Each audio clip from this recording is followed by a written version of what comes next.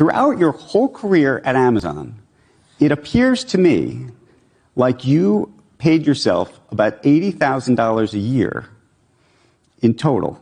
Yeah. Cash comp.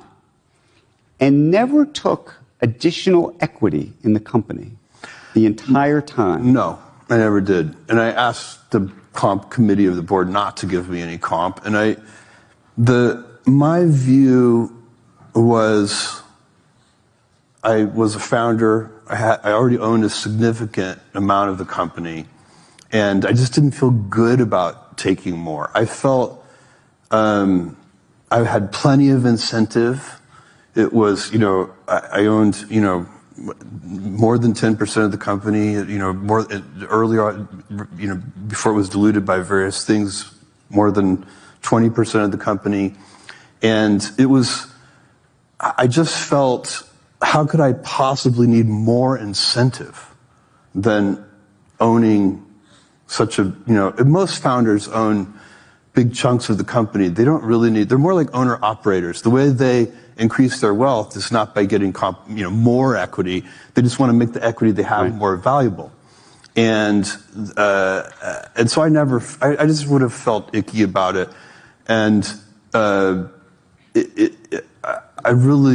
actually very proud of that decision. I sometimes wish that there were and maybe you can do this, Andrew, or maybe the Washington Post will do this, but somebody needs to make a list where they rank people by how much wealth they've created for other people.